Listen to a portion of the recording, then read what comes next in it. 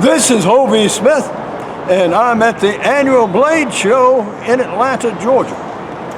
And this is in June. This is the third day of the show.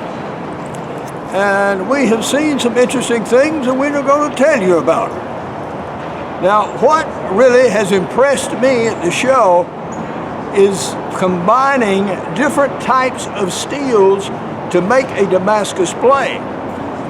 In particular, using non-ferrous metals like brass, titanium, as well as copper to make a spectacular lined blade that shows real figure. And also, very excellent example of stainless steel Damascus. Now, we also found some interesting knife makers, some interesting knives.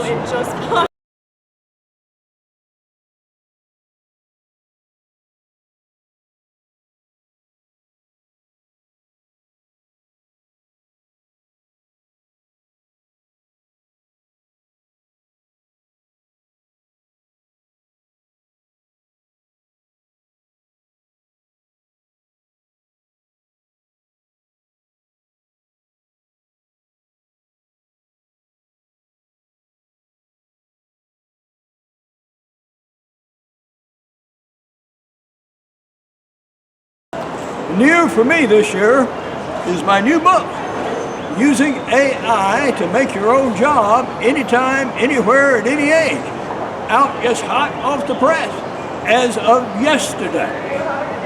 So we are also introducing this at the show, and with good reception. Almost everyone of any age I've talked to about it has been impressed. I'm speaking with Gwyn of Fluid Forge, and he has some very interesting chefs and hunting knives that he makes from Damascus steels. And he is ultimately of Vietnamese origin. Christian, what got you interested in knife making? When I was younger, my dad ran an auto body shop, and I was always interested in swords, so he let me make one with his help to help clear out some of the bramble on our property. And it was such a fun process that I just kept doing it. And then I branched out into knife making and eventually made it my full-time career. Yeah. So this knife is made out of Buckeye burl and Buckeye burl maple that I had harvested out in Oregon. I took a Damascus class with Master Smith David Lish, and he taught me how to do mosaics, so I used those skills to create the pattern on this blade. And show me the blade, please. And that is a very beautiful blade.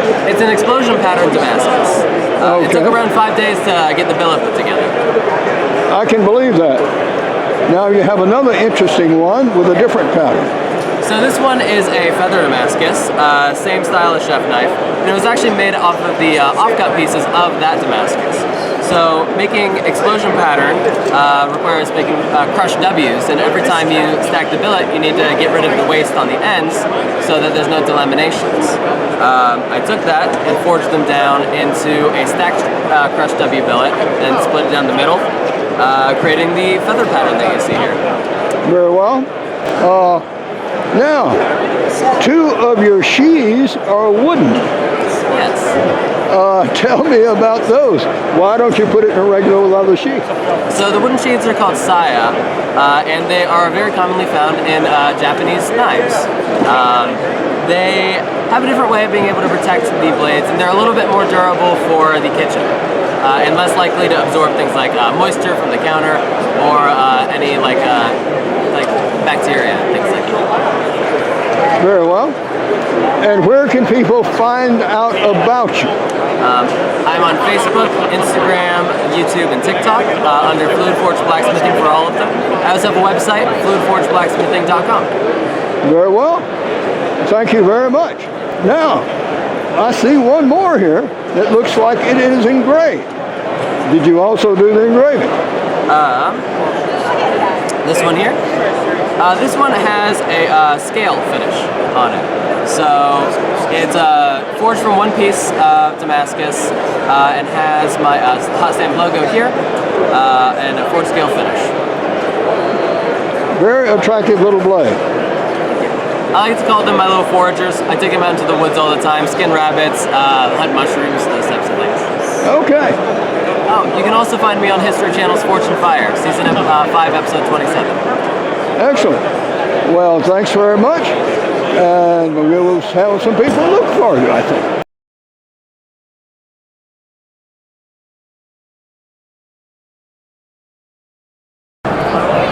I'm talking to Roman Korski, and he has brought some beautiful things from Russia, including this entire hunting set showing a boar hunt in various stages, including the knife decorated with boar and deeply engraved, heavily gilded, as well as the scenes. Where were these made? It was made in Ural Mountains, a city called Zlatoust. This city with more than 200 years of manufacturing history of fine arts, cold steel goods, including swords, including knives, and all attributes for back to 200 years old, as was faced to family of Russian Tsar Alexander I. Yes, sir. Well, this looks very much like one would expect to see in a Russian palace in St. Petersburg. Yeah, that's right. This is not. By the way, it wasn't widely known outside the Russia. That's the reason I brought it here. I just want to show to all people that Russian history rich not only with Vladimir Lenin, but also with absolutely amazing craftsmanship, metalworking, and artists.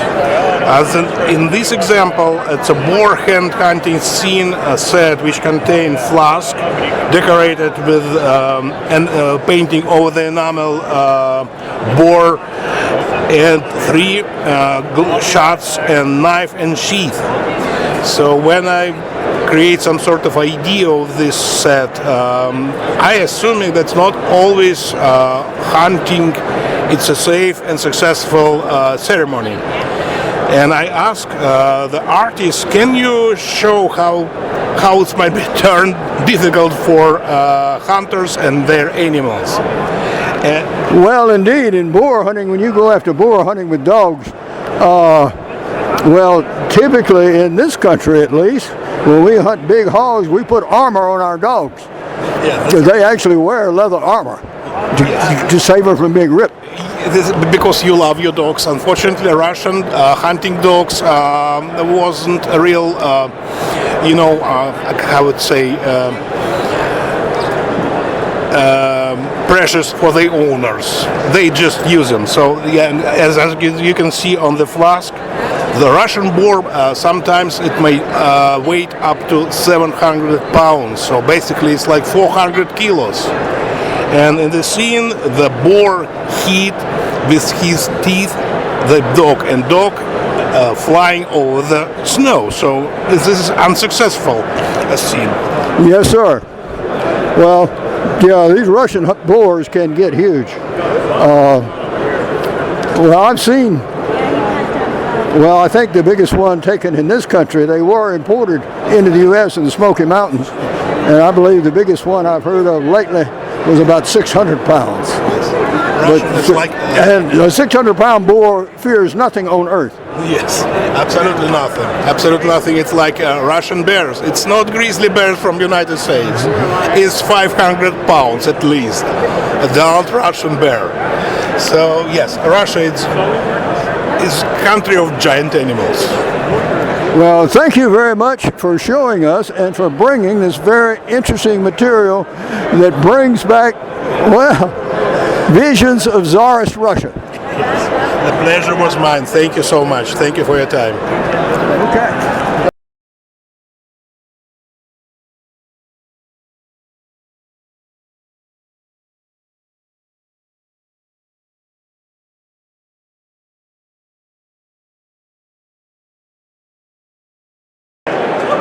For the first time, I'm seeing really effective looking patterned stainless steel Damascus in the show in any numbers. And one of the largest exhibitors is from Sweden. And what is your company? This is Dama Steel in Sweden, and we are making this Damascus from powder steel. So this is a very unique material that is not made in any other way from anyone else. So it certainly gives a series of colorful patterns, and I would assume a very effective blade. Tell me about its sharpness characteristics. it is then the one you see on this picture here. That is RWL 34 combined with PMC 27, two types of very good fine steels. Here you can see the same two steels with a third steel that is a triple laminate. Yeah, triple laminate with what is it called in English? Sorry, I lost the name. I'll check it out.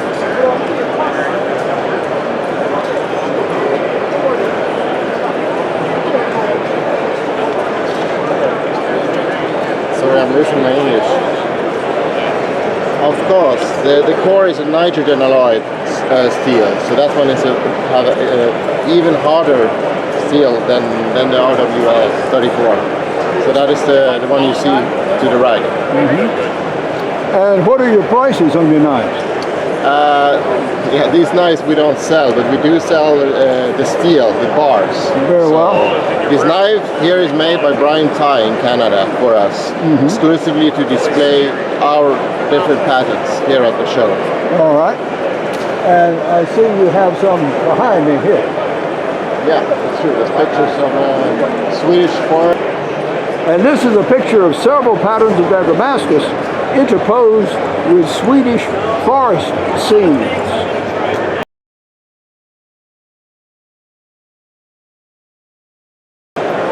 These are Gillespie Gambino custom knives from Italy, of course. And these are the best feeling chef knives I have seen in the show.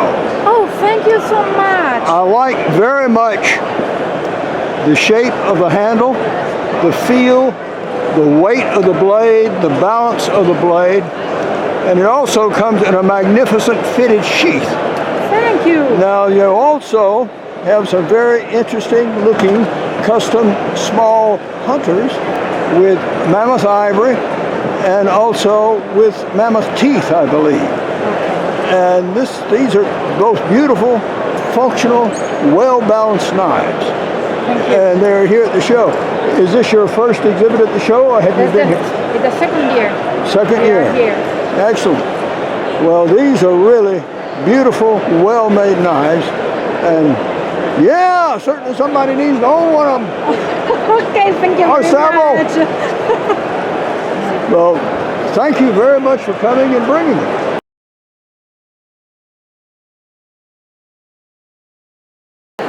I'm speaking with Dan Eastland of Dogwood Custom Knives. And Dan has some very interesting knives and other products, including tweezers of various sizes. Dan, how long have you been in the knife making business? I've been full-time for 15 years now.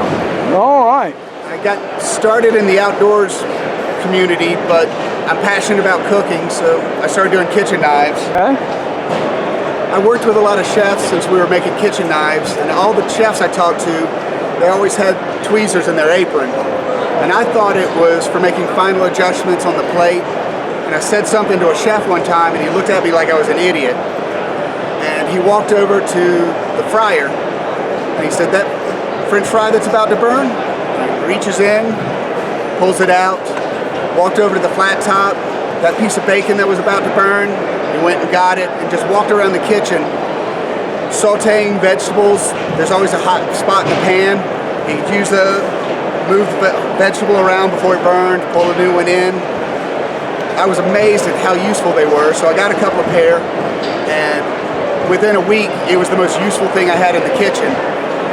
So I said, hey, more people need to know about this. So we now do surgical grade titanium. They're anodized, so there's no coating to flake off. The titanium, it's great with heat transfer. It doesn't interact with acid or base or any of your cookware. It's just a very safe material to have in the kitchen. So we do bent ones, and then we'll do straight, because some people just have a preference one way or the other.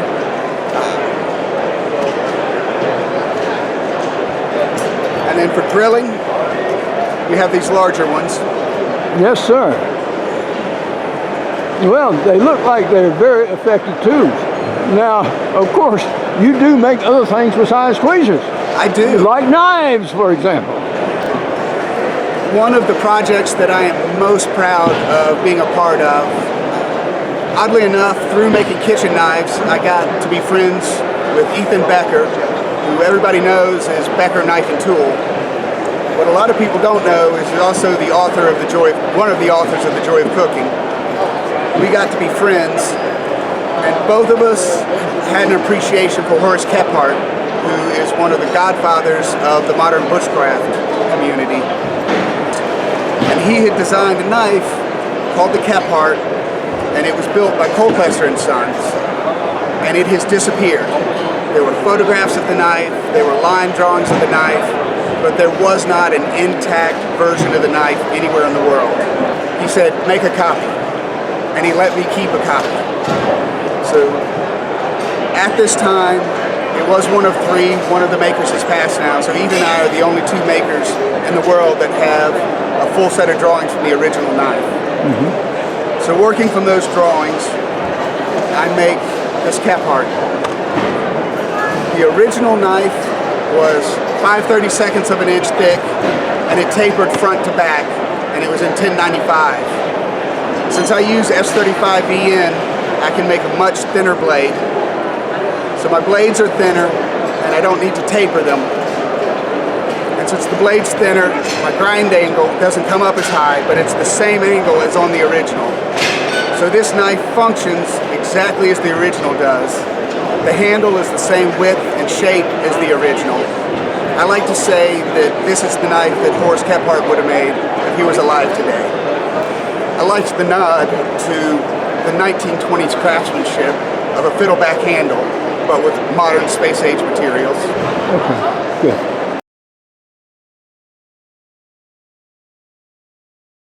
Talking about the Stro Family knives. And there is the Stro family, and they're all here, and they're selling knives. And I want to talk to Daddy about how he makes them. And Mr. Stro, how did you get started knife making? In 2017, my oldest son and I just started making knives with some really basic tools. We used just a hand file and a piece of steel and a piece of pallet wood. It was a lot of fun and we loved it, so we started making more. As we got better at them, the guys that I worked with in the Army bought them faster than we could make them. So I got hurt doing silly Army things, and then we started doing this full time. And now we have all of our kids here, we're traveling around, blade show, shot show, doing all kinds of cool things, making knives. Yes, sir. And where are you located? We're in Fort Bragg, North Carolina. Oh, all right. And you have a great different variety of styles. Let's start off with your big camp knife. Yeah, so this is our BK Slim. Big giant 13.5-inch knife with these nice rounded wood handle scales. Everything's made out of 1095 high carbon steel. It's meant to be used. It's going to hold a great edge and take a beating. Yes, sir. Now that's one I can take to Alaska and I can use. Okay. Now you have others, including knives for hunters. Yeah, so the one we just showed is our largest, and then this is the one that I like to carry, our Q2 with the Cerakoted blade, and then its little brother, the Mini. This is a great everyday carry knife. You just tuck it away on your belt. It weighs almost nothing. I have little tiny hands and it fits perfect, but if you have larger hands, it'll fit pretty well just like that. And if you have really big hands, the Q2 is great because there's lots of room for your hand to fit. Yes, sir. And if you want to go even lighter, you have one too. This is the Mark II Slim. No handle scales, extra grippy. It'll lock onto your hand where you don't even need your fingers to grip it. So you can do other things with your hand while still retaining the blade. It's got pretty aggressive jimping. It's sharpened on the top and the bottom. It's just a cool knife. Well, indeed, particularly sharp on top and bottom. That's unusual indeed. And sir, where can people go to find out more about your knives? And our website, stroupknives.com. Well, thank you very much, and congratulations on your show. And I hope you had a good show. It's the best.